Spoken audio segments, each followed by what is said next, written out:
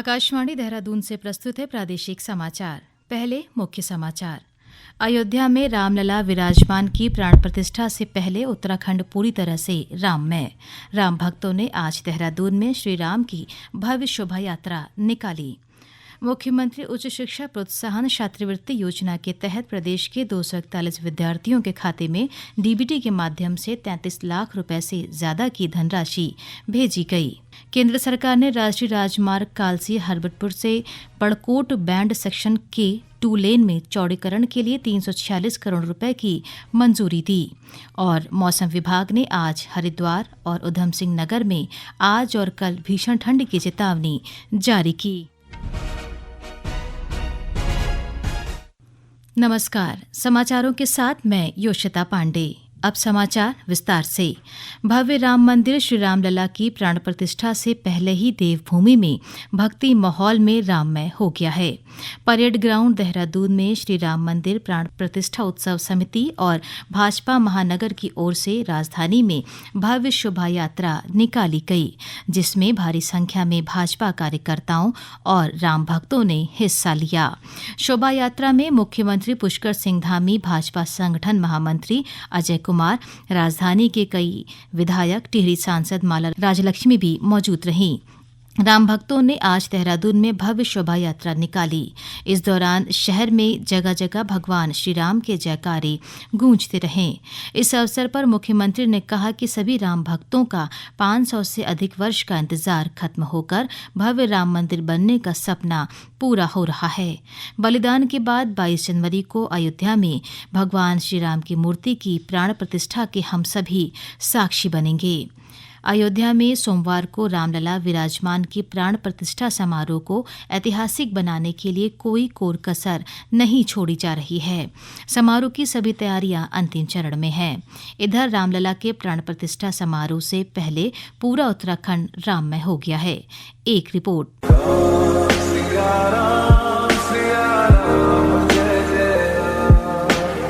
अयोध्या में भगवान श्री राम की प्राण प्रतिष्ठा को उत्सव के रूप में मनाने के लिए उत्तराखंड में तैयारियां जोरों पर हैं। प्राण प्रतिष्ठा से पहले ही पूरा राज्य राममय हो गया है। मंदिरों में हर दिन भजन कीर्तनों का आयोजन किया जा रहा है, जिसमें बड़ी संख्या में भक्त हिस्सा ले रहे हैं।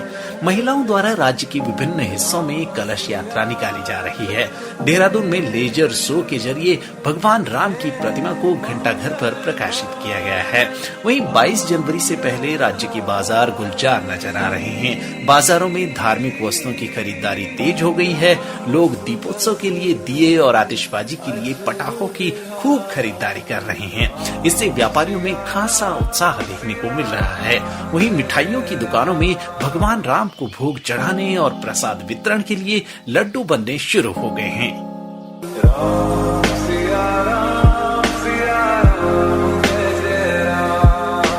22 जनवरी को अयोध्या में होने वाले प्राण प्रतिष्ठा के अवसर पर शाम को हरिद्वार में हर की पौड़ी पर 1 लाख दीपक जलाकर दीपोत्सव मनाया जाएगा।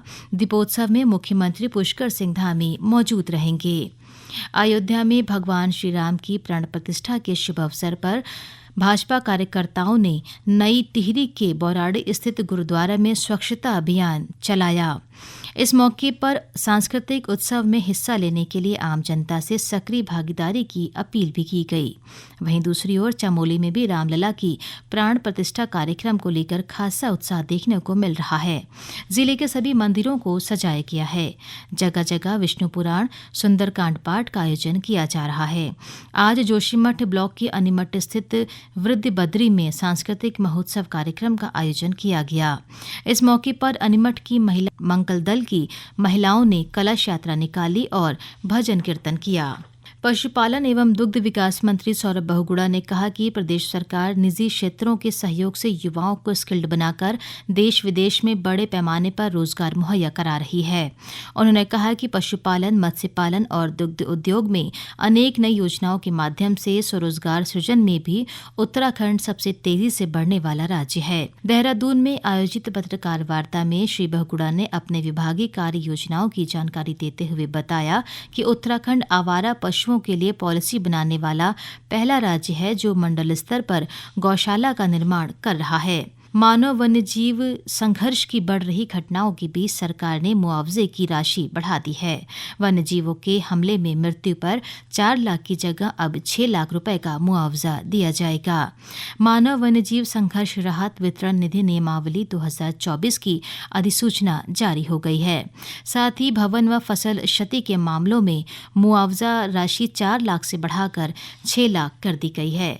ये समाचार आकाशवाणी के देहरादून केंद्र से प्रसारित किए जा रहे हैं। मुख्यमंत्री उच्च शिक्षा प्रोत्साहन छात्रवृत्ति योजना के पहले चरण में 241 विद्यार्थियों के खाते में डीबीटी के माध्यम से 33,51,000 रुपए की धनराशि स्थानांतरित की गई। राज्य के विश्वविद्यालय परिसरों व शासकीय महाविद्यालयों में स्नातक पहले वर्ष में प्रवेश करने वाले छात्रों को यह धनराशि प्रदान की गई। मुख्यमंत्री पुष्कर सिंह धामी ने यह धनराशि आज छात्रों को स्थानांतरित की। गौरतलब है कि स्नातक पहले वर्ष में प्रवेश करने वाले इन छात्रों को 12वीं के परीक्षा फल में न्यूनतम 80% प्राप्तांक और महाविद्यालय स्तर पर तैयार संकायवार मेरिट लिस्ट अनुसार प्रथम, द्वितीय व तृतीय को क्रमवार 3,000, 2,000 और 1,500 रुपए की मासिक छात्रवृत्ति प्रदान की जा रही है। इस अवसर पर मुख्यमंत्री ने विभिन्न महाविद्यालयों और विश्वविद्यालयों से जुड़े विद्यार्थियों के साथ संवाद भी किया। श्री धामी ने कहा कि गरीब परिवारों के बच्चों की उच्च शिक्षा के लिए राज्य सरकार सदैव उनके साथ खड़ी है। वहीं इस मौके पर उच्च शिक्षा मंत्री डॉक्टर धन सिंह रावत ने कहा कि उत्तराखंड देश का पहला राज्य है जहां मुख्यमंत्री उच्च शिक्षा प्रोत्साहन छात्रवृत्ति योजना के तहत उत्कृष्ट प्रदर्शन करने वाले छात्रों के लिए छात्रवृत्ति की व्यवस्था की गई है। केंद्र सरकार ने राष्ट्रीय राजमार्ग 507 के अंतर्गत कालसी हरबटपुर से बड़कोट बैंड सेक्शन K2 लेन में चौड़ीकरण के लिए 346 करोड़ रुपए की धनराशि स्वीकृति की है। मुख्यमंत्री पुष्कर सिंह धामी ने इसके लिए केंद्र सरकार का आभार जताया। मुख्यमंत्री ने कहा कि केंद्र सरकार के नेतृत्व में प्रदेश में सड़क निर्माण के क्षेत्र में अभूतपूर्व कार्य किए जा रहे हैं। उन्होंने कहा कि प्रदेश में कनेक्टिविटी के बेहतर होने से राज्य में विकास की रफ्तार को भी नई गति मिल रही है। मौसम विभाग ने आज हरिद्वार और उधम सिंह नगर में भीषण ठंड का ऑरेंज अलर्ट जारी किया है। विभाग ने कल भी इन दोनों जिलों में अत्यधिक ठंड पड़ने का अलर्ट जारी किया है। मौसम विज्ञान केंद्र देहरादून ने राज्य के पहाड़ी क्षेत्रों में अगले 2 दिनों में पाला गिरने का अलर्ट भी जारी किया है। इस बीच राज्य के मैदानी हिस्सों में आज भी मध्यम से घना कोहरा छाया रहा। वहीं पर्वतीय अंचल में सुबह शाम अत्यधिक पाला पड़ने के चलते कड़ाके की ठंड पड़ रही है। अल्मोड़ा के रानीखेत स्थित चौबटिया उद्यान में सेब, आड़ू, खुबानी, चेरी, अखरोट, बादाम सहित अब देशी व विदेशी प्रजाति के फूलों का भी पर्यटक दीदार कर सकेंगे। उद्यान अधीक्षक डॉक्टर ब्रजेश कुमार गुप्ता ने बताया कि इन दिनों उद्यान में अनेक नवीनतम प्रजाति के पौधे मृदा परीक्षण कर रोपित करने का काम चल रहा है।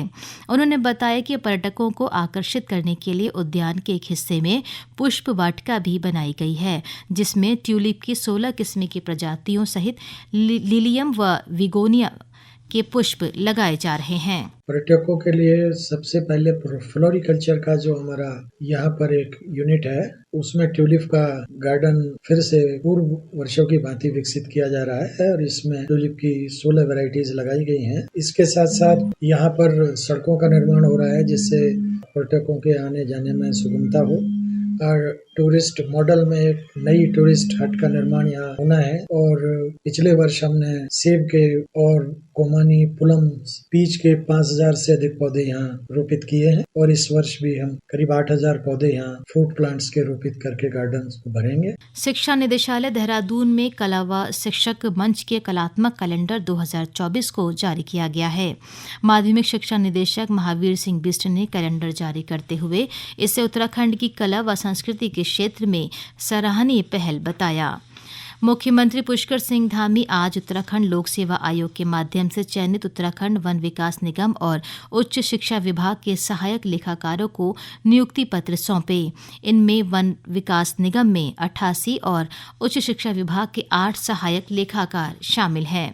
लोकसभा चुनाव में मतदान प्रतिशत को बढ़ाने के उद्देश्य से जिला टिहरी प्रशासन चुनावी साक्षरता क्लब, सुव्यवस्थित मतदाता शिक्षा और निर्वाचक सहभागिता गतिविधियों से व्यापक कार्यक्रम चल रहा है। जिला निर्वाचन अधिकारी मयूर दीक्षित ने बताया कि चुनाव आयोग के निर्देश पर जिले में मतदान प्रतिशत बढ़ाने के लिए स्वीप के माध्यम से अभियान चलाया जा रहा है। साथ ही बीते चुनाव में कम मतदान वाले बूथों पर विशेष ध्यान देते हुए अधिक मतदान बढ़ाने के लिए जन जागरूकता कार्यक्रम आयोजित किए जा रहे हैं। इस दौरान लोगों को मतदान की शपथ भी दिलाई जा रही है। अंत में मुख्य समाचार एक बार फिर।